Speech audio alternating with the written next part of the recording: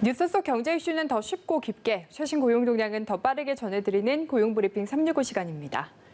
박상률 기자 안녕하세요. 네, 안녕하십니까.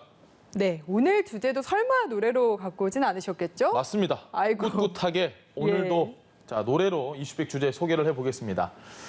말하는 대로 맘먹은 대로 오늘은 좀 괜찮죠. 아주 소프트하게 시작을 해봤는데요. 왜 주제 얘기해 주시죠. 자, 이달 들어서 시중은행들이 주택담보대출 금리를 잇따라 올렸습니다. 은행은 대출 금리가 오르면서 은행의 이 대출 금리가 오르면서 부담 커질까 걱정하시는 분들 상당히 많습니다. 자, 내가 마음 먹은 대로 바라는 대로 금리가 오르지 않으면 좋겠다. 자, 이렇게 생각을 혹시라도 하실 수 있을까 해서 이 노래로 한번 억지로 골라봤습니다. 네. 예. 어쨌든 지난해부터 영끌, 비투 이런 이야기들 참 많이 들어보셨을 것 같아요. 대출 증가세가 심상치가 않았는데 은행의 대출 금리가 실제로 얼마나 오른 겁니까? 금리가 가장 높을 때가 지난 여름이었습니다. 최근에 4대 시중은행 신용대출 금리를 좀 비교를 해보면요. 지난달 7월 말에 연 1.99%에서 시작을 해서 지난달 말 가계 일반 신용대출 금리는 연 2.59%부터 시작이 됩니다. 1%대 금리가 적용됐던 지난해 7월 말과 비교하면 0.6%포인트 높아진 겁니다. 주택담보대출 금리도 같은 기간보다 0.09%포인트 상승한 것을 볼 수 있습니다. 자, 여기에 최근 신한은행에 이어 농협은행까지 주택담보대출 우대 금리를 0.2에서 0.3%포인트 떨어뜨렸습니다. 네, 대출 금리가 올랐다는 건 알겠는데 이게 예. 퍼센트로 말을 하니까 잘 이해가 안 가거든요. 예. 예를 들어주시면 좋을 것 같아요. 금액으로 좀 예를 들면요. 1억 원의 신용대출을 냈습니다. 1억을 빌렸으면 매달 내는 이자가 한 5만 원 정도 더 올라갔다고 보시면 됩니다. 5만 원, 결코 적지 않은 돈이죠. 그렇죠. 하지만 지난해 비투, 영끌로 주식, 부동산 투자가 늘면서 가계가 은행에서 빌린 돈이 사상 처음 1,000조 원을 넘어섰던 만큼 이자 부담도 아주 높게 올라가게 된 겁니다. 네, 은행에서 돈을 빌린 사람들이 그만큼 많았다는 뜻일 텐데 네. 가계 부채 상황이 얼마나 심각한 겁니까? 매달 사상 최대 기록을 경신하던 은행권 가계대출 규모 상승세가 심상치가 않습니다. 한국은행은 2월 말 기준 은행의 가계대출 잔액이 1,003조 1,000억 원으로 1월 말보다 6조 7천억 원 더 늘어났다고 밝혔습니다. 지난달 가계대출 증가폭은 작년 2월에 9조 3천억 원에 이어서 통계 작성이 시작된 2004년 이후 두 번째로 큽니다. 가계대출 가운데 전세자금 대출을 포함한 주택담보대출 잔액은 733조 3천억 원으로 한 달 사이에 6조 4천억 원 증가했습니다.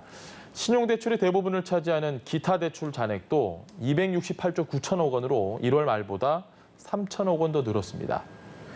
이렇게까지 가계 대출이 늘어난 이유는 역시 코로나19 때문일 것 같고요. 또 지난해 집값 많이 오르면서 네. 지금이라도 사야 된다 이런 분들 많으셨잖아요. 그럼요. 서둘러서 집 아마 살려고 하신 분들 많을 텐데 가계대출 총 대출 잔액 중에서도 이 주택담보대출 비율이 70%가 넘습니다. 전세자금 대출 증가에는 전세값 상승, 또 신학기 이사철 수요 등이 영향을 미쳤고 최근에 집값 상승세가 조금 주춤하고 있긴 하지만 영혼까지 끌어모아서 집을 마련하는 2030 세대가 늘면서 가계대출 증가세가 이어진 것이란 분석입니다. 자, 한국은행은 최근의 주택거래 현황, 그리고 코로나19 관련 자금 수요, 개인의 차입 투자 등으로 대출 증가세가 당분간 이어질 가능성이 있다면서 금융 불균형 위험에 대한 우려도 커지고 있다고 말했습니다. 네, 그런데 제로금리 시대가 오래됐거든요. 네, 예. 코로나 때문에 이런 상황이 계속되지 않을까 싶었는데 금리가 왜 오른 겁니까? 이유는 크게 두 가지로 나눠볼 수 있습니다. 하나는 정부가 가계대출 급증의 속도 조절을 준비 중입니다. 은행이 금리를 높이는 식으로 대응을 하고 있다는 겁니다. 또 다른 하나는 은행 대출 금리의 기준이 되는 이 한국은행의 기준금리는 10개월째 동결 중이지만 국내외 국채금리 움직임 영향 때문입니다. 은행이 정하는 대출금리에 국채금리 상승분도 영향을 주는데 최근 미국 국채와 우리 국채 금리가 한꺼번에 오르고 있습니다. 해외에서의 금리 조건이 높아지고 있는 것이 반영되면서 우리나라 채권 시장을 중심으로 우리 기준금리는 그대로 있음에도 불구하고 시장 금리가 상승하고 있는 것으로 보입니다. 네, 가계 부채도 많은 상황에서 금리까지 오르면 가계 부담이 더더욱 가중되지 않을까 걱정이 되는데 그렇다면 앞으로의 전망, 금리가 계속 오를지 이 부분이 중요할 것 같아요. 당분간 떨어질 가능성은 없지만 그렇다고 급증하지도 않으면서 아마 지금 상황을 유지할 것이라는 게 전문가들의 전망입니다. 하지만 전문가들은 금리 인상 초입기에 접어든 것으로 판단되는 만큼 선제적인 대출 관리가 필요한 시점이라고 조언하고 있습니다. 네, 그러면 지금 뭐 돈을 많이 빌려놓은 분들 고민이 되실 것 같거든요. 예. 어떻게 대처하는 게 좀 좋을까요? 고민이 좀 되시는 편인가요? 아유, 저는 안 됩니다. 아, 예. 예. 아주 좋은 이야기를 해주셨네요. 예. 우선적으로 이 대출 금리가 현재 수준에서 한 1%에서 2%포인트가량 오르더라도 충분히 내가 감당을 할 수 있느냐 이 부분을 체크를 해보셔야 됩니다. 자, 이를 통해 자산 관리 방향을 잡아야 한다는 건데요. 대체 이걸 어떻게 계산을 내가 해야 돼? 막막하신 분들 분명히 있을 겁니다. 가계금리 스트레스 테스트라는 게 있습니다. 향후 금리가 상승해도 대출 상환에 문제가 없는지를 살펴보는 겁니다. 포털 사이트에 들어가시면 대출 금리, 원리금 상환 계산기 이런 부분들을 검색을 하실 수가 있는데요.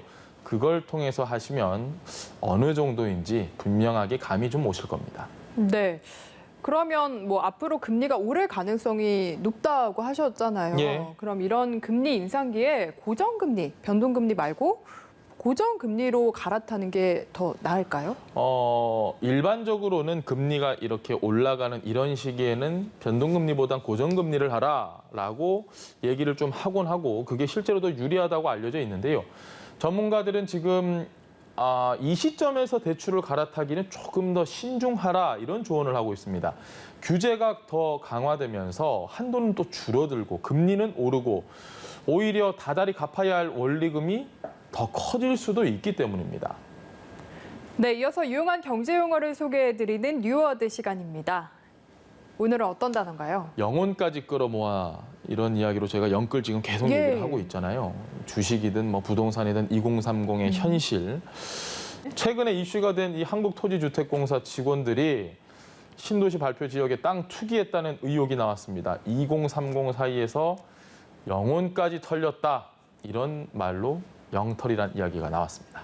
네, 최근에는 벼락거지, 그러니까 월급을 착실히 적금했더니 더 가난해졌다라는 아이러니한 상황을 나타내는 말도 저희가 소개를 해드린 적이 있는데요. 건강하게 살아가는 이들이 더 힘내서 살 수 있는 내일 기대해 보도록 하겠습니다. 오늘도 박상률 기자와 함께했습니다. 고맙습니다. 예, 감사합니다.